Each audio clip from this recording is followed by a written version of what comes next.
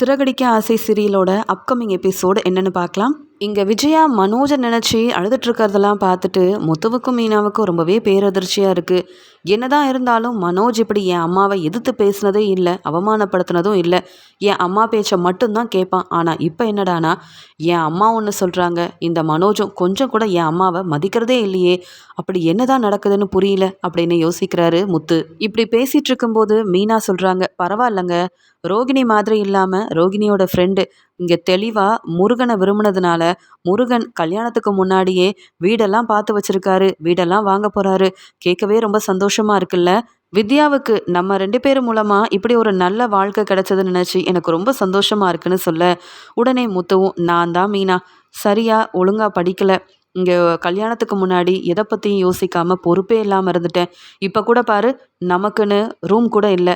ஆனால் முருகன் அப்படி இல்லை, கல்யாணத்துக்கு முன்னாடியே வீடு வாங்கணும், இங்கே வரக்கூடிய மனைவியை நல்லா வசதியாக பார்த்துக்கணும், அவங்க நினச்ச மாதிரியெல்லாம் செய்யணும்னு நினைக்கிறான்ல.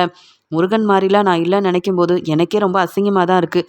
ஆனாலும் கவலைப்படாத மீனா, நான் சம்பாதிக்கிற பணத்தை சேர்த்து வச்சு எப்படியாவது நமக்குன்னு மாடியில் ஒரு ரூம் கட்டிடலாம். உனக்கு வேறு ஏதாவது ஆசை இருந்தாலும் சொல்லு மீனா, உனக்காக கஷ்டப்பட்டு நான் செஞ்சு கொடுக்குறேன் அப்படின்னு சொல்கிறாரு முத்து. அதுக்கு மீனாவும் சிரிச்சுக்கிட்டே, எனக்கு எந்த பெரிய ஆசையும் இல்லை, நீங்கள் எப்பயும் போல் ட்ரிங்க்ஸ் பண்ணாமல் வீட்டில் எல்லாரும் ஒத்துமையாக இருந்தால் அதுவே போதும், நம்ம சம்பாதிக்கிற பணம் நம்மளுக்கு போதும், எப்போ நம்மளால் முடியுதோ மாடியில் ரூம் கட்டலாம், இப்போ என்ன நம்மளுக்கு எந்த பிரச்சனையும் இல்லாமல் தானே இருக்கும் அப்படின்னு சொல்லிகிட்ருக்க. உன் மனசு வேறு யாருக்குமே வராது மீனா. ஏன்னா ரூம் கூட இல்லைன்னு என்னை எவ்வளவோ நீ ஏளனமாக பேசியிருக்கலாம், ஆனால் இப்போ வரைக்கும் நீ மட்டும்தான் இந்த வீட்டில் எனக்கு ரொம்ப சப்போர்ட்டாக இருக்க. நீ வந்ததுக்கு அப்புறமா தான் நானும் நல்லா வேலை பார்த்து சம்பாதிக்கணுன்ற எண்ணமே எனக்கு வந்தது. ஆனால் முருகன் அப்படி இல்லை பார்த்தியா. பரவாயில்ல, முருகனுக்கும் இங்கே முருகன் சொன்ன மாதிரியே இந்த வித்யாவுக்கும் 2 பேருக்கும் நாமளே முன்னாடி நின்று கல்யாணத்தை செஞ்சு வைக்கலாம் அப்படின்னு சொல்லிட்டு பேசிகிட்டு இருக்காங்க. வித்யாவை பார்க்கறதுக்காக ரோகிணி கிளம்பி போகிறாங்க. வித்யா ரொம்ப சந்தோஷமாக இருக்கிறத பார்த்துட்டு ரோகிணியும், என்ன வித்யா ரொம்ப சந்தோஷமாக இருக்க, மீனாவும் நீயும் அந்த வீடெல்லாம் போய் பார்த்துட்டு வந்துட்டிங்களா, உனக்கு ரொம்ப பிடிச்சிருச்சா அப்படின்னு கேட்க, ஆமாம், நாளைக்கே நான் உன்னையும் கூட்டிகிட்டு போகிறேன் அப்படின்னு சொல்கிறாங்க. அதெல்லாம் ஒன்றும் வேண்டாம், உனக்கு இப்போ அந்த மீனா தானே ரொம்ப முக்கியம், எதுனாலும் மீனா கிட்ட தானே நீ சொல்லிகிட்டு இருக்க அப்படின்னு சொல்லும்போது, கோவப்படாத ரோகிணி, ஆமாம் நீ என்ன பார்லருக்கு போகலையா, என்ன பார்க்க வந்திருக்கேன்னு கேட்க, உடனே ரோகிணி சிரிச்சுக்கிட்டே, என் வீட்டில் என் அத்தையால் எனக்கு எவ்வளவோ பிரச்சனை வந்தது, ஆனால் இப்போ அந்த பிரச்சனையெல்லாம் என் மாமியாருக்கு வந்திருக்கு, அதெல்லாம் எனக்கு எவ்வளோ சந்தோஷமாக இருக்குது தெரியுமா, உன்கிட்ட அதெல்லாம் சொல்லிட்டு போகலாமேன்னு தான் வந்தேன் அப்படின்னு ரோகிணி பேச ஆரம்பிக்கிறாங்க. இதை கேட்டுட்டு வித்யாவும், அப்படியா, நீ ரொம்ப சந்தோஷமாக பேசுகிறத பார்த்தா மனோஜ் உன்னை ஏற்றுக்கிட்டாரா, மனோஜ் உன்கிட்ட நல்லா பேச ஆரம்பிச்சிட்டாரா என்ன அப்படின்னு கேட்குறாங்க. உடனே ரோகிணி, மனோஜ் கொஞ்சம் கொஞ்சமாக இப்போ தான் என்னை புரிஞ்சிட்ருக்கான், அது மட்டும் இல்லாமல் என் மாமியார் என்னை ஏதாவது சொன்னால் என்னை விட்டு கொடுக்காம என் மாமியார் அதான் எங்கள் விஜய அத்தையை வெளுத்து வாங்குறான் மனோஜ், எனக்கு எவ்வளோ சந்தோஷமாக இருக்குது தெரியுமா. இத்தனை நாள் என் அத்தை பேச்சை கேட்டுக்கிட்டு மனோஜ் என்னை திட்டி அவமானப்படுத்தின எல்லாத்தையும் நான் மறந்துட்டேன். ஏன்னா மனோஜ் இப்போ என்னை ரொம்ப பாசமாக பார்த்துக்கிறாரு, அவங்க அம்மா சொல்கிற எதையும் கேட்க மாட்டேங்கிறாரு. சொல்லப்போனால் ரோகிணி, உன்னால தான் கடையில் பெரிய லாபம்லாம் வந்தது, இப்போ நீ என் கடைக்கும் வா, எங்கள் அம்மா சொல்கிறதெல்லாம் நீ கேட்காதன்னு அவ்வளோ பாசமாக மனோஜ் மனசு மாதிரி பேசுனதுனால நான் ரொம்ப சந்தோஷமாக இருக்கேன். ஆனால் இதெல்லாம் பார்த்துட்டு என் மாமியாரால் தாங்க முடியாமல் அவங்களால கோவப்பட மட்டும்தான் முடியுது. ஆனால் மனோஜ்கிட்ட பேசினா மனோஜ் எதிர்த்து பேசிடுறாரு தெரியுமா அப்படின்னு சொல்கிறாங்க. இதை கேட்டுட்டு வித்யாவும், என்னால் நம்பவே முடியலையே, ஓ மாமியார் மனசு மாறினா தானே அந்த மனோஜும் மனசு மாறி உன்கிட்ட பேசுவேன்னு உன்கிட்ட இத்தனை நாள் பேசாமல் புரிஞ்சுக்காமல் இருந்தார், இப்போ என்ன திடீர்னு இவ்வளோ திருந்தி உன்கிட்ட பேச ஆரம்பிச்சிருக்காரு. என்ன ரோகிணி, ஏதாவது நீ செஞ்சியா, இல்லை உன்னால தான் மனோஜ் மனசெல்லாம் மாறிட்டாரான்னு கேட்க, ஆமாம் நான் தான் செஞ்சேன், ஆனால் என்ன செஞ்சேன் என்னதுன்னு யார்கிட்டையும் சொல்ல மாட்டேன். இப்போ என் மாமியாரால் எனக்கு எந்த பிரச்சனை வந்தாலும் எனக்கு சப்போர்ட் பண்ண மனோஜ் இருக்காரு, அதனால் அந்த வீட்டில் நான் ரொம்ப சந்தோஷமாக இருக்கேன் வித்யா அப்படின்னு சொல்ல, பரவாயில்ல ரோகிணி, நீ என்ன செஞ்சாலும் பரவாயில்ல, மனோஜும் நீயும் சந்தோஷமாக இருந்தால் போதும், ஓ மாமியாரை பற்றிலாம் பெருசாக யோசிக்காத, அதான் மனோஜே உனக்கு சப்போர்ட் பண்ணி பேச ஆரம்பிச்சிட்டார்ல அப்படின்னு சொல்ல, முதல்ல என் மாமியாரை விட்டு மனோஜை தனியாக கூட்டிகிட்டு வரணும், அப்போ தெரியும் நான் யாருன்னு. கொஞ்சம் கொஞ்சமாக மனோஜோட மனசை மாற்றி அந்த கடையவும் நான் என் பேர்லேயே எழுதி வாங்க போகிறேன். சரியாக சம்பாதிக்க தெரியல, பெரிய பார்லரோட ஓனராக இருந்துட்டு வெறும் ஸ்டாஃபாக வேலை பார்க்குற உன்னாலலாம் என்ன சம்பாதிச்சு தர முடியும்னு நான் தினமும் பணம் கொண்டு போய் கொடுத்தாலும் என்ன புரிஞ்சுக்காமல் அவமானப்படுத்த விஜயாத்தைக்கு நான் சரியான பாடம் புகட்டுவேன். அந்த மனோஜும் அப்புறம் அவங்க அம்மா அப்பாக்கும் மனசு மாறிடக்கூடாது, அதுக்குள்ளே நான் நினச்ச எல்லாத்தையுமே அந்த வீட்டில் செய்யணும். எப்படியோ மனோஜ் என்ன புரிஞ்சுக்கிட்டாரு. அவங்க அம்மா என்ன திட்டினாலோ அவமானப்படுத்தினாலோ மனோஜால் தாங்க முடியாமல் எல்லார் முன்னாடியும் என் அத்தை விஜயா தான் அவமானப்பட்டு நிற்கிறாங்க. அதை பார்க்க எனக்கு எவ்வளோ சந்தோஷமாக இருக்குது தெரியுமா? இனி நான் ஒவ்வொன்றா என்னெல்லாம் இந்த வீட்டில் செய்ய போகிறேன்னு பாரு. நான் செய்கிற பிரச்சனையால் விஜயா இன்னைக்கு அழுத மாதிரியே தினமும் மனோஜ் முன்னாடி அவமானப்பட்டு அழுதுகிட்டே தான் இருக்க போகிறாங்க. என்னையா வீட்டை விட்டு வெளியில் அனுப்பணும்னு நினச்சாங்க? இனிமேல் அவங்க அந்த வீட்டில் எப்படி சந்தோஷமாக இருக்கிறாங்கன்னு நான் பார்க்க தானே போகிறேன் அப்படின்னு ரோகிணி சொல்லிட்டு இருக்காங்க. உடனே வித்யாவும், பரவாயில்ல ரோகிணி, நீ ரொம்ப தெளிவாக தான் இருக்க. இனி உன் மாமியார் தான் உன்னை பார்த்து பயப்படணும் போலயே அப்படின்னு பேசிகிட்டு இருக்கும்போதே எனக்கும் அந்த முருகனை ரொம்ப பிடிச்சிருக்கு. அது மட்டும் இல்லாமல் அவரை நான் விரும்புறதுனால சீக்கிரமாக கல்யாண ஏற்பாடெல்லாம் செய்ய போகிற ரோகிணி, நீ தான் எனக்கு துணையாகவே இருக்கணும் அப்படின்னு சொல்ல. ஆமாம், அந்த மீனா முத்துவை தான் உனக்கு ரொம்ப பிடிக்கும். அவங்க மூலமாக தான் உனக்கு இந்த ஒரு வாழ்க்கை கிடச்சிருக்கு நீ நினைக்கிற. அப்புறம் என்ன எதுக்கு கூப்பிடுற? கல்யாணம்னு சொல்லு, கண்டிப்பாக எல்லாரும் வருவோம் அப்படின்னு சொல்லிட்டு, சரி எனக்கு வேலை இருக்குது நான் கிளம்புறேன்னு அங்கே ரோகிணியும் கிளம்புறாங்க. இங்கே ரொம்பவே சந்தோஷத்தில் இருக்காங்க வித்யா. முருகன் ரொம்ப நல்லவராக இருக்கிறதுனால கல்யாணத்துக்கு முன்னாடியே எனக்குன்னு வீடு வாங்கணும்னு நினைக்கிறாரு. அதுவும் என்னை கூப்பிட்டு போய் எனக்கு பிடிச்சிருந்தா அந்த வீடை வாங்கலான்னு எவ்வளோ நல்லவராக இருந்தால் தானே இப்படிலாம் செய்ய முடியும் அப்படின்ற மாதிரி முருகனையே யோசனை பண்ணிகிட்ருக்குறாங்க வித்யா. மனோஜ் கடைக்கு கிளம்புறாரு. அந்த சமயம் ரோகிணி கிட்ட பேசி சிரிச்சுக்கிட்டே கிளம்புறாரு. இதை பார்த்துட்டு விஜயா ரொம்ப கோவமா, மனோஜ் நீ சாப்பிடாம கிளம்புற, அம்மா உனக்காக என்னெல்லாம் செஞ்சு வச்சுருக்கேன் பாரு அப்படின்னு சொல்ல, நீங்கள் எதுக்குமா எனக்காக சமைக்கணும்? ரோகிணியும் நானும் இன்னைக்கு வெளியில் சாப்பிட போகிறதா இருக்கோம், அதனால தான் சீக்கிரமாக கிளம்பிட்டுருக்கோம். வா ரோகிணி நம்ம கிளம்பலாம், அம்மாவுக்கு வேறு வேலை இல்லை, வீட்டில் சமைக்கிறதே எத்தனை நாள் தான் சாப்பிட்டுட்டு இருக்கிறதுன்னு சொல்லிட்டு ரோகிணியை கூட்டிகிட்டு வெளியில் கிளம்புறாரு. இதை பார்த்த விஜயாவும், வர வர மனோஜ் என்னை கண்டுக்க மாட்டேங்கிறான், என்கிட்ட பேச மாட்டேங்கிறான், நான் என்ன சொன்னாலும் அவனுக்கு புரியவே மாட்டேங்குது, அப்படி இந்த ரோகிணி என்ன தான் செஞ்சான்னு தெரியலையே, ரோகிணி மனோஜை பிரிக்கணும்னு நினச்சி நான் தான் இந்த மனோஜ் கிட்ட அவமானப்பட்டு நிற்கிறேன் அப்படின்னு யோசிக்கிறாங்க. பார்வதியோட வீட்டுக்கு போகிறாங்க. நடந்த எல்லாத்தையும் பார்வதி கிட்ட சொல்கிறாங்க. பார்வதியும் காஃபி எல்லாம் கொண்டு வந்து கொடுக்க, பார்வதி என்னன்னே தெரியல, மனோஜ் என்னை எதிர்த்து ஒரு நாள் கூட பேசினதில்ல. ஆனால் இப்போல்லாம் நான் என்ன பேசினாலும் என்னை எதிர்த்து தான் பேசுகிறான். சொல்லப்போனால் ரோகிணி தான் அவனுக்கு ரொம்ப முக்கியமாக இருக்குது. நான் என்ன சொல்ல வரேன்னு கூட கேட்க மாட்டேங்கிறான். அவன் ரூம்ல இருந்தே என்னை வெளியில் போக சொல்லிட்டான் தெரியுமா? என்னால் தாங்க முடியாமல் எல்லாரும் முன்னாடியும் நான் அழுதேன். முத்து மீனா கூட இதுக்கு பரவாயில்ல போல. எனக்கு ஒரு பிரச்சனைனா முத்து என்னன்னாவது கேட்குறான். ஆனால் இந்த மனோஜ் என் மேலே பாசமே இல்லாமல் எப்பயுமே மனோஜ் என்னை புரிஞ்சுக்காம அவமானப்படுத்தும் போது ரோகிணி அவ்வளோ சிரிக்கிறா. இந்த ரோகிணி செஞ்ச தப்புக்காக தானே நான் இத்தனை நாள் ரோகிணி கிட்ட பேசாமல் இருந்தேன். ஆனால் இப்போ வரைக்கும் என் பேச்சை கேட்ட மனோஜோட மனசு எப்படி மாறுச்சுன்னு தான் எனக்கு தெரியவே மாட்டேங்குது. சொல்லப்போனால் ரோகிணி அந்த வீட்டில் இருக்கிறது எனக்கு தான் நல்லதில்ல போல. இந்த மனோஜ் ரோகிணியை பிரிக்கணும் அப்படின்னு சொல்கிறாங்க. போதும் போதும், ஏற்கனவே அவங்கள பிரிக்கிறோன்னு சாமியார்கிட்ட போயிட்டு தானே வந்திருக்கோம், கொஞ்ச நாள் ஆகும், நீ பொறுமையா இரு அப்படின்னு சொல்லி பேசிட்டு இருக்காங்க. மனோஜை நினச்சி ரொம்பவே மனசு வேதனைப்படுறாங்க இங்கே வந்து விஜயா. அந்த சமயம் அங்கே வந்த சிந்தாமணியும் இங்கே வந்து விஜயா கிட்ட சொல்கிறாங்க, என்ன மேடம் ஃபோன் பண்ணாலும் எடுக்க மாட்டேங்கிறீங்க அப்படின்னு கேட்க, ஆமாம் சிந்தாமணி, இப்போ இங்கே எதுக்கு வந்தீங்க? இப்போ தான் டான்ஸ் கிளாஸ் இல்லையே, நான் சொல்லும்போது வாங்க இப்போ கிளம்புங்கன்னு சொல்கிறாங்க விஜயா. உடனே சிந்தாமணி, நான் சொல்ல வரதை கேளுங்க, அந்த முத்து பெருசாக திட்டம் போட்டு உங்கள் வீட்டில் உள்ளவங்களே கூட்டிகிட்டு வந்து என் வீட்டில் இருந்த பணத்தை எடுத்துகிட்டு போயிட்டாரு. நான் எப்படிங்க அந்த முத்து மீனாவை சும்மா விடுறது? இதை பற்றி உங்ககிட்ட சொல்லிட்டு போகலாமேன்னு தான் வந்தேன். ஆனால் நீங்கள் என்னடானா வந்த உடனே என்னை கிளம்ப சொல்கிறீங்க. ஏன் என் மேலே ஏதாவது கோவமானு கேட்குறாங்க. சிந்தாமணி, நீங்கள் பேசுகிறதெல்லாம் கொஞ்சமாவது சரியாக இருக்கா அப்படின்னு இங்கே விஜயாவும் திட்ட ஆரம்பிக்க, உடனே பார்வதி, ஆமாம் சிந்தாமணி, உங்கள் வீட்டில் இருந்த பணத்தை முத்து எடுத்துகிட்டு வந்துட்டாருன்னு சொல்கிறீங்களே, எல்லா பணத்தையுமா எடுத்துகிட்டு வந்தார்? நீங்கள் மீனாவை ஏமாற்றி எடுத்துகிட்டு போன பணத்தை மட்டும்தானே கொண்டு வந்தார். அதை பற்றி ஏன் சொல்ல மாட்டேங்கிறீங்க? முத்து செஞ்சது சரிதான், ஆனால் நீங்கள் தான் தப்பு செய்கிறீங்க அப்படின்னு பார்வதி சொல்ல, நான் தப்பு செய்கிறேனா அப்படின்னு கேட்க, உடனே விஜயா ரொம்ப கோவமா, ஆமாம், யாரை கேட்டு நீங்கள் ஆளுங்களை அனுப்பி அதுவும் அந்த மீனாக்கு வேலை கிடைக்கக்கூடாது, டெக்கரேஷன் ஆர்டர் கிடைக்கக்கூடாதுன்னு உங்கள் விருப்பத்துக்கு என்னென்னவோ செஞ்சா? மீனாவோட பணம் காணுன உடனே முத்து எப்படி சும்மா இருப்பான்? அவன் தான் வீடு தேடி வந்து திட்டம் போட்டு அந்த பணத்தை எடுத்துகிட்டு வந்துட்டான். இதில் என்னங்க தப்பு இருக்குது? நீங்கள் செஞ்சது தான் சிந்தாமணி தப்பு. என்னவோ ஆளுங்களை அனுப்புனீங்களே, மீனாவுக்கு மட்டும் ஏதாவது பெரிய பிரச்சனை இருந்தால் நீங்களா பதில் சொல்வீங்க அப்படின்னு கேட்க, உடனே சிந்தாமணியும், என்ன மேடம் நீங்களே இப்படி பேசுகிறீங்க? நீங்கள் ரொம்ப மாறிட்டீங்க. மீனாவுக்கு சப்போர்ட் பண்ணுறீங்களா? உங்களுக்கு தான் உங்கள் மருமக மீனாவை கொஞ்சம் கூட பிடிக்காதே. நீங்கள் இப்படி பேசுவீங்கன்னு நான் எதிர்பார்க்கவே இல்லை. முத்து செஞ்சது தப்புன்னு எனக்கு சப்போர்ட் பண்ணி பேசுவீங்கன்னு நினச்சி வந்தா நீங்கள் என்ன இப்படிலாம் பேசுகிறீங்கன்னு கேட்குறாங்க. உடனே விஜயா, என்னது நான் உங்களுக்கு சப்போர்ட் பண்ணி பேசினேமா? ஆமாம், எனக்கு அந்த மீனாவை பிடிக்காது. அங்கே இங்கேன்னு பூ கொடுத்து என் வீட்டுக்கு மீனா வந்து மருமகளாக வந்திருக்க கூடாதேன்னு நான் நினச்சிருக்கேன். அதுக்குன்னு மீனா ஹாஸ்பிட்டல் போகிற அளவு நீங்கள் ஏதாவது திட்டம் போட்டு செஞ்சீங்கன்னா அதுக்கு நீங்கள் பதில் சொல்லாமல் நானா சொல்ல முடியும்? மீனாவுக்காக நான் கேள்வி கேட்க இருக்கேன்றதை நீங்கள் மறந்துட்டீங்களே சிந்தாமணி. எனக்கு மீனா முத்து மேலே கோபம் இருக்குது. அதுக்காக மீனாவுக்கு பிரச்சனை செய்ய நீங்கள் யாரு? நீங்கள் எதுக்கு தேவையில்லாத வேலையெல்லாம் செய்யணும் அப்படின்னு கேள்வி கேட்டு சிந்தாமணியை பேச விடாமல், சிந்தாமணி பேசுனா அப்புறம் ஃபோன் பண்ணி சொன்னதே விஜயாதான்ற உண்மையும் பார்வதிக்கு தெரிஞ்சிடக்கூடாதுன்றதுக்காக அவங்கள பேச விடாமல் திட்டிக்கிட்டே இருக்கிறாங்க. இங்கே உடனே சிந்தாமணி அவமானப்பட்டு, என்ன இந்த மேடம் சொன்னதுனால தான் நம்ம ஆளுங்களை அனுப்பி மீனாவுக்கு வந்து இந்த டெக்கரேஷன் ஆர்டர் கிடைக்கக்கூடாதுன்னு பணத்தை எடுத்துகிட்டு வர சொன்னோம்.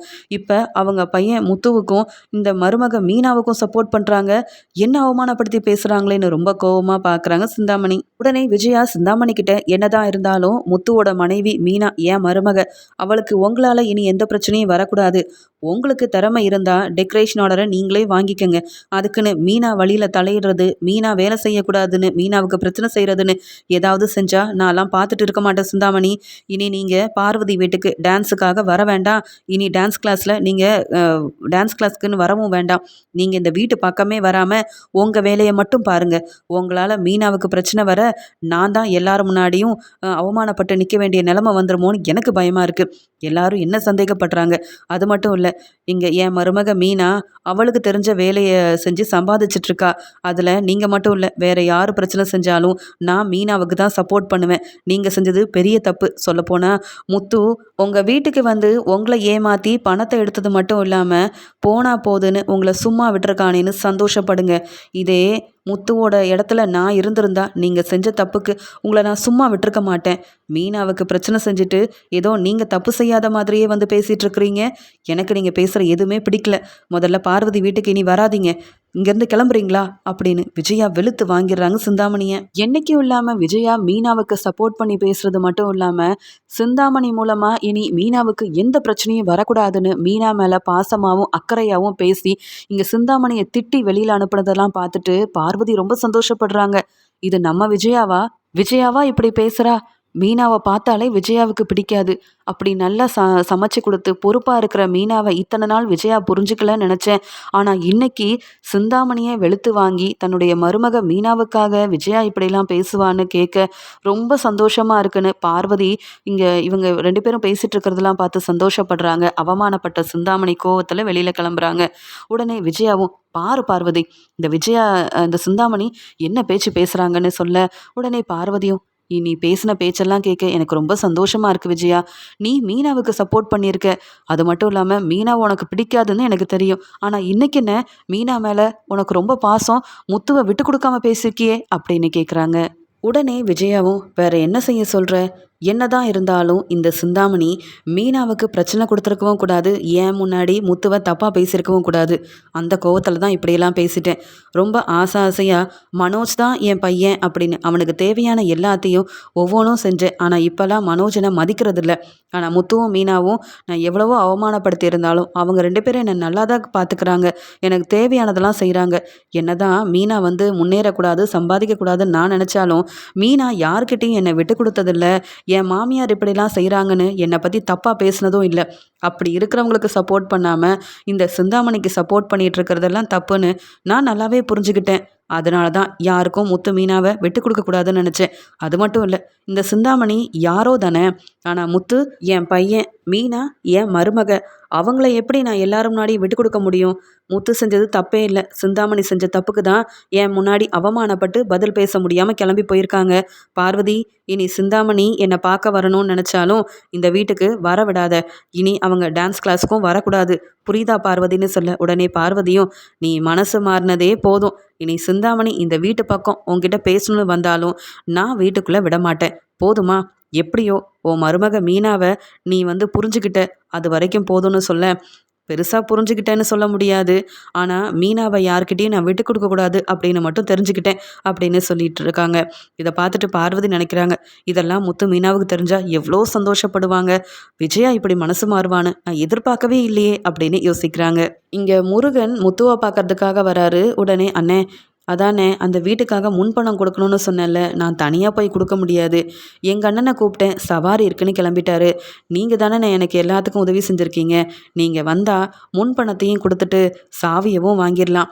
வீட்டுக்காக ஃபங்க்ஷன்லாம் வச்சாச்சுன்னா அப்புறம் கல்யாண ஏற்பாடையே செஞ்சிடலாம்ல அப்படின்னு முத்துவை கூப்பிட, உடனே முத்துவும் அதான் நான் வீடெல்லாம் வந்து பார்த்துட்டேனே, ரொம்ப நல்லா இருக்குது, நீயே கொண்டு போய் அந்த பணத்தை கொடுத்துட வேண்டியதானே அப்படின்னு சொல்ல, அது எப்படிண்ணே கூட நீங்கள் வராமல் நான் மட்டும் எப்படி தனியாக போக, நீங்களோ வேறு யாரும் வந்தால் தானே நல்லாயிருக்கும், அதுவும் நீங்கள் வந்தால் நான் ரொம்ப சந்தோஷப்படுவேன் அப்படின்னு முருகன் முத்துக்கிட்ட சொல்ல, சரி இப்போ எனக்கு பெருசாக சவாரியும் இல்லை, கிளம்பி போவோமா, போய் அந்த ஓனரை பார்க்கலாமா அப்படின்னு முத்து கேட்க, ஆமாண்ணே அவர் அந்த வீட்டில் தான் இருக்கார், சாவியை கொடுக்க கொண்டு வந்திருக்கேன், நீங்கள் பணத்தை கொடுங்க அப்படின்னு சொல்கிறாரு அப்படின்னு சொல்லி பேசிகிட்டு இருக்க முத்துவும் இங்கே வந்து முருகனும் அதே வீட்டுக்கு கிளம்பி போகிறாங்க. ஏற்கனவே முத்துவுக்கு அந்த மனோஜை ஏமாத்தினவர் தான் மறுபடியும் முருகனை ஏமாற்றி அந்த பணத்தை வாங்கிட்டு போகிறதுக்காக வந்திருக்காருன்ற விஷயம் தெரியாததுனால அங்கே ரொம்ப சந்தோஷமாக முத்து கிளம்பி போகிறாரு. ரொம்ப பொறுப்பால் இருக்கான் முருகன். அது மட்டும் இல்லாமல் இந்த வீடெல்லாம் வேற இவ்வளோ அழகாக வாங்கி கல்யாணத்தை செய்யணும்னு ஆசைப்பட்டுட்ருக்கார்ல, கூட நம்ம போகிறதுல தப்பே இல்லை அப்படின்னு சொல்லிட்டு முத்துவும் முருகன் கூட கிளம்பி போக, அங்கே உடனே முருகனும் என்ன ஓனர் இங்கே தான் இருக்குன்னு சொன்னார், அவரை காணுமே அப்படின்னு பார்க்க, கொஞ்ச நேரம் பார்ப்போம், கவலைப்படாமல் இரு, இந்த வீடு உனக்கு தானே, பணத்தை கொடுத்துடலாம் அப்படின்னு சொல்லி பார்த்துட்ருக்காங்க. இங்கே வீட்டோட ஓனர் மனோஜை ஏமாத்தின அந்த கதிர் தான்ற விஷயம் தெரியாமல் இங்கே முத்துவும் முருகனும் பேசிகிட்டு இருக்கும்போது கதிர் அவங்க மனைவி கிட்ட பேசிக்கிட்டே வராரு, ஃபோன் பேசிக்கிட்டே வராரு. கவலையே வேண்டாம், இன்னைக்கு எப்படியும் அந்த முருகனை ஏமாற்றி 25 லட்ச ரூபா வாங்கிடலாம். அது மட்டும் இல்லாமல் இந்த பணத்தை வாங்கின உடனே அதுக்கப்புறம் நாம் எங்கே இருக்கோன்னே தெரியாத ஒரு இடத்துக்கு போயிட்டோன்னா அப்புறம் இதே மாதிரி கொஞ்ச நாள் கழித்து இந்த இடத்துக்கே வந்து மறுபடியும் யாரையாவது ஏமாற்றலாம் அப்படின்னு சொல்லி சிரிச்சுக்கிட்டே வராரு. அங்கே முருகன் அண்ணே வாங்கண்ணே ஓனர் வந்துட்டாரு போல அப்படின்னு சொல்ல, அந்த வீட்டுக்குள்ள முருகனும் முத்துவும் நின்றுட்டு இருக்காங்க. அந்த கதிரும் வராரு. கதிர் இங்க வந்து முருகனை பார்த்து ரொம்ப சந்தோஷமா, என்னப்பா நீ பணத்தெல்லாம் எடுத்துட்டு வந்துட்டியா, இந்தாப்பா இந்த வீட்டோட சாவி அப்படின்னு சொல்லி கொடுக்கும்போது அங்கேருந்து வந்த முத்து கதிரை பார்த்து யோசிக்கிறாரு, இவரை எங்கேயோ பார்த்த மாதிரி இருக்கே, இந்த முருகன் வேற பணத்தை கொடுத்துட்ருக்கான், மனோஜை ஏமாத்தின இந்த இந்த ஆள் தானே அந்த கதிர், இவரை தானே இத்தனை நாள் தேடிட்டு இருந்தோம், இவரை தேட போய் அந்த பார்லலம்மா மனோஜன் அவங்களுக்குலாம் எவ்வளவோ பிரச்சனை வந்ததே அப்படின்னு சொன்னேன். முத்துவும் முருகன் கிட்ட இருந்த பணத்தை வாங்கிட்டு இந்த ஆளை நம்பி பணத்தை கொடுக்காத, இவன் ஏற்கனவே என் அண்ணனை ஏமாத்தின கதிர், ஆமா அப்படின்னு சொல்ல, இவர் பேர் கதிரா, இவர் வேற ஏதோ பேர் சொன்னாரே அப்படின்னு சொல்லிட்டு இருக்கும்போதே அங்க இருந்த கதிர், அப்ப மனோஜோட தம்பியில இவரை ஏற்கனவே நம்ம பார்த்துருக்கோமே, நம்ம ஏற்கனவே இவரை வேற ஏமாத்திருக்கோம், வசமா மாட்டிக்கிட்டோன்னு அங்கிருந்து கிளம்ப பார்க்கும்போது முத்து அவரை வெளுத்து வாங்குறாங்க. நல்ல வேலை முருகன் கூட இன்னைக்கு இந்த பணம் கொடுக்க முன்பணம் கொடுக்க இங்கே வந்ததுனால தான் இந்த கதிர் வந்து வசமாக மாட்டிக்கிட்டாருன்னு கதிரை வெளுத்து வாங்கிட்டு இருக்காரு முத்து. இங்கே முருகனுக்கு ஒன்றுமே புரியல. அண்ணே என்னண்ணே அப்படின்னு சொல்ல, நடந்த எல்லாத்தையும் சொல்லி, நல்ல வேலை இந்த பணத்தை கொடுத்துட்டு நீ வந்து இந்த வீடு உன்னுடைய வீடுன்ற இதில் நீ சாவி வாங்காமல் இருந்த, அப்படி செஞ்சுருந்தேன்னா உனக்கு தான் வந்து பெரிய பிரச்சனையாக இருக்கும். ஏன்னா இந்த கதிர் எல்லாரையும் நம்ப வச்சு அந்த பாதி பணத்தை வாங்கிட்டு மீதி பணத்தை அப்புறமா கொடுங்கன்னு வேற எங்கேயாவது கிளம்பி போயிடுவாரு. பணத்தை கொடுத்து இந்த கதிரை நம்பி ஏமாந்தவங்க நிறைய பேர், அதில் என் அண்ணனும் இருக்கான். இப்போ வரைக்கும் அவன் கொடுத்த 30 லட்ச ரூபா பணம் திரும்பி வரவே இல்லை. எப்படியோ ஓ மூலமாக இந்த கதிரை கண்டுபிடிச்சாச்சு, அது வரைக்கும் ரொம்ப சந்தோஷம். என்ன இங்கேருந்து எப்படியாவது கிளம்பி போயிடலான்னு பார்த்தல, என் அண்ணனோட பணம் எங்கே, நீ பணத்தை திருப்பி தரியா இல்லையா, உன்னை நான் சும்மா விட மாட்டேன் அப்படின்னு வெளுத்து வாங்குறாரு முத்து. உடனே இங்கே கதிரும் அழுதுகிட்டே, என்னை விட்டுருப்பா, நான் என்ன உங்கள் அண்ணனை மட்டுமா ஏமாத்திருக்கேன், எத்தனை பேர்கிட்டயோ பணத்தை வாங்கியிருக்கேன், ஆனால் நீ என்னப்பா இப்படி என்னை உடனே பணத்தை கேட்டால் என்னால் எப்படி தர முடியும், இந்த முருகன் கிட்ட இருந்து இந்த 25 லட்ச ரூபா பணத்தை வாங்கியிருந்தா கூட நான் உனக்கு அந்த பணத்தை திருப்பி தந்திருப்பேன் அப்படின்னு சொல்ல, என்னது எங்களை ஏமாத்தினது பத்தாதுன்னு இந்த முருகனை வேற ஏமாத்துறோன்னு நினச்சல, உன்னெல்லாம் நான் சும்மா விட மாட்டேன் அப்படின்னு சொல்லி ரொம்ப கோபமாக வெளுத்துவாங்க.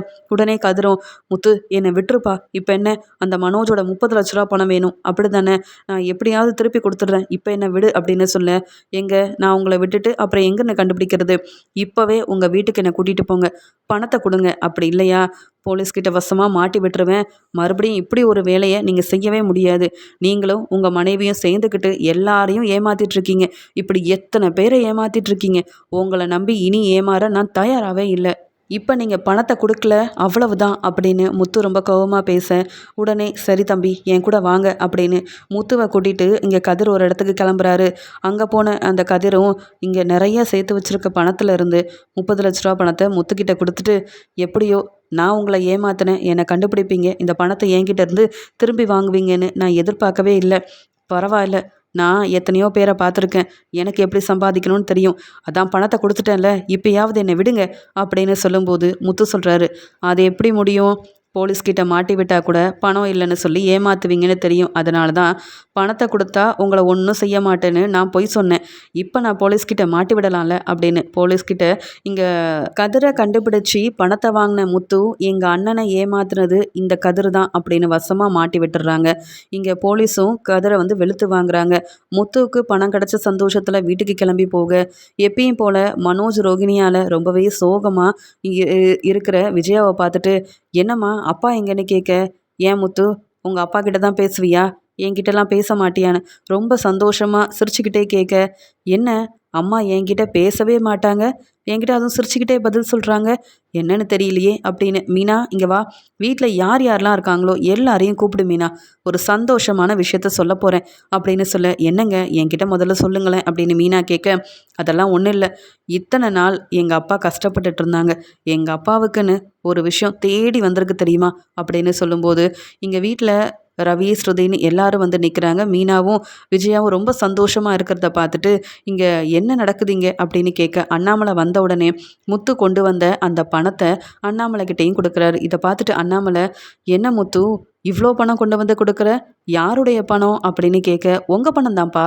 அதான்ப்பா அந்த மனோஜ் உங்களை ஏமாற்றி 27 லட்ச ரூபா வாங்கிட்டு போனானே, அந்த ஜீவா கூட வட்டியோட 30 லட்ச ரூபா பணத்தை திருப்பி கொடுத்தாங்களேப்பா, அந்த பாரலமாவும் மனோஜும் சேர்ந்து திட்டம் போட்டு அந்த பணத்தை கூட உங்களுக்கு தரலையேப்பா, இப்போ மனோஜ் ஏமாந்த பணம் கிடச்சிருச்சு, கதிர் வசமாக மாட்டிக்கிட்டான், அவங்ககிட்ட இருந்து பணத்தை வாங்கி நான் போலீஸ்கிட்டையும் மாட்டி விட்டுட்டேன்ப்பா, இந்த பணத்தை தான்ப்பா உங்ககிட்ட கொடுக்கறதுக்காக கூப்பிட்டேன் அப்படின்னு 30 லட்ச ரூபா பணத்தையும் கொடுக்க, உடனே விஜயாவும் ரொம்ப சந்தோஷப்படுறாங்க.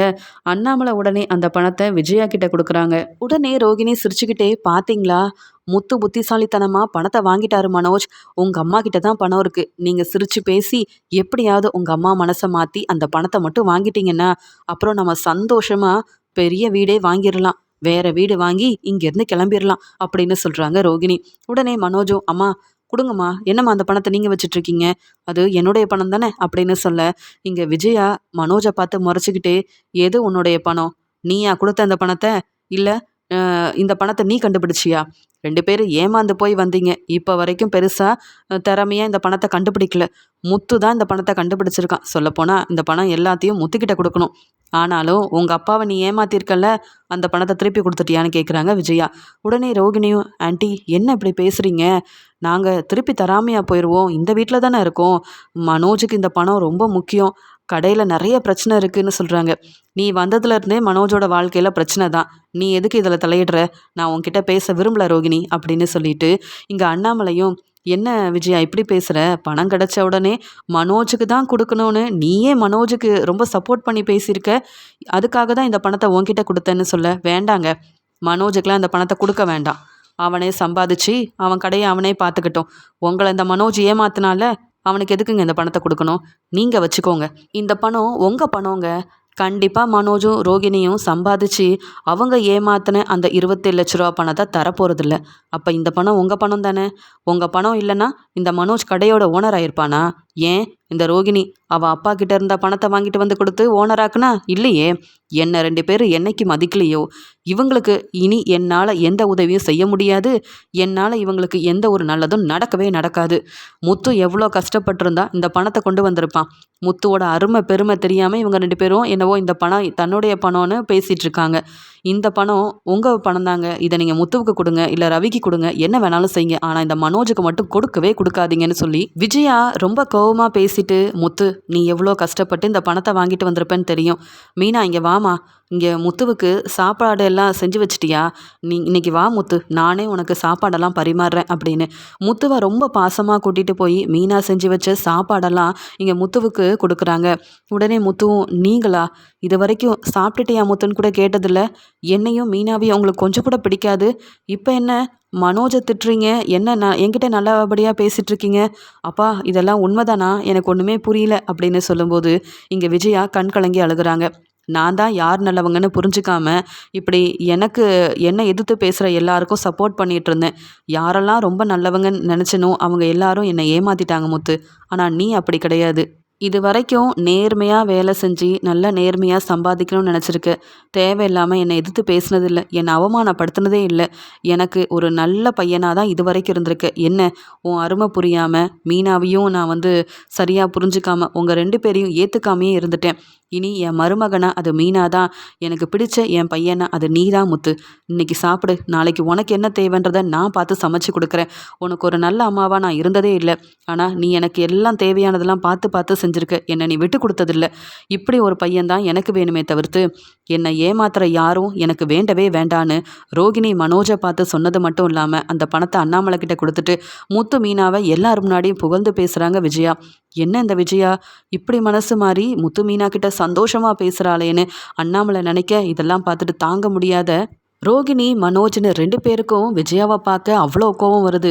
உடனே ரோகிணியும் பார்த்தீங்களா, நீங்க உங்க அம்மா மேல எவ்வளோ பாசம் வச்சிருக்கீங்க. ஆனா அத புரிஞ்சுக்காம இந்த முத்து, மீனா தான் ரொம்ப முக்கியம்னு சொல்றாங்க. இனியாவது நான் சொல்றத கேளுங்க மனோஜ். உங்க அம்மா சொல்ற எதையும் நீங்க கேட்காதீங்கன்னு சொல்ல, சரி ரோகிணி, எங்க அம்மா இப்படி மனசு மாறுவாங்கன்னு நான் எதிர்பார்க்கவே இல்ல அப்படின்ற மாரி மனோஜும் ரோகிணி பேச்ச மட்டும் கேட்குறாரு. உடனே ஸ்ருதி சொல்றாங்க, ஆன்ட்டி மனசு மாறிட்டாங்க. பார்க்க ரொம்ப நல்லா இருக்கு. இனி மீனாவ திட்ட மாட்டாங்க, அவமானப்படுத்த மாட்டாங்க. அப்படிதானே ஆன்ட்டின்னு சொல்ல, மீனாவை நான் மருமகளா ஏத்துக்கிட்டேன். அப்புறம் மீனா எங்க வேணாலும் போய் வேலை செய்யட்டும், எவ்வளோ வேலை வேணாலும் செஞ்சு நல்லா சம்பாதிக்கட்டும்.